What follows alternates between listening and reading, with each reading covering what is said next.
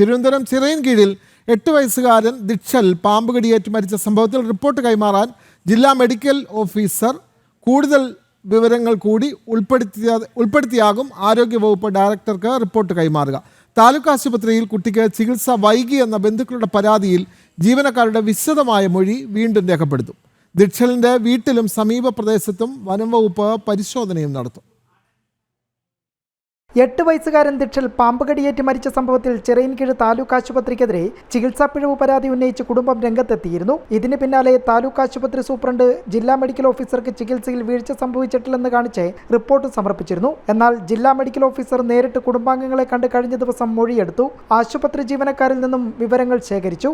ആശുപത്രിക്ക് വീഴ്ച സംഭവിച്ചിട്ടില്ലെന്ന നിലപാടിൽ ഉറച്ചു നിൽക്കുകയാണ് ജീവനക്കാർ. കൂടുതൽ വിവരങ്ങൾ കൂടി ജില്ലാ മെഡിക്കൽ ഓഫീസർ ശേഖരിച്ചു വരികയാണ്. കുട്ടി ചികിത്സയ്ക്കായി ആശുപത്രിയിലെത്തിയ സമയം, ചികിത്സ തുടങ്ങാനെടുത്ത സമയം രക്തപരിശോധനയിൽ പാമ്പ് കടിയേറ്റതിന്റെ സ്വാഭാവിക ലക്ഷണങ്ങൾ കണ്ടെത്താൻ സാധിക്കാതിരുന്നത്, ഒപ്പം ശ്വാസമുട്ടലും കാഴ്ചയ്ക്ക് തടസ്സമുണ്ടായെന്ന് കുട്ടി പറഞ്ഞപ്പോൾ ജീവനക്കാർ പ്രാഥമിക ശുശ്രൂഷകൾ നൽകിയിരുന്നോ എന്നും ജില്ലാ മെഡിക്കൽ ഓഫീസർ വിശദമായി വിലയിരുത്തും. ഇതിനുശേഷമാകും റിപ്പോർട്ട് ആരോഗ്യവകുപ്പ് ഡയറക്ടർക്ക് കൈമാറുക. തിങ്കളാഴ്ചയോടെ ജില്ലാ മെഡിക്കൽ ഓഫീസർ അന്തിമ റിപ്പോർട്ട് കൈമാറിയേക്കും. ആശുപത്രി ജീവനക്കാരുടെ ഭാഗത്ത് വീഴ്ച സംഭവിച്ചെന്ന് കണ്ടെത്തിയാൽ ജീവനക്കാർക്കെതിരെ കടുത്ത നടപടി സ്വീകരിക്കണമെന്ന ശുപാർശകളടക്കമാകും ജില്ലാ മെഡിക്കൽ ഓഫീസർ ആരോഗ്യവകുപ്പിന് റിപ്പോർട്ട് നൽകുക.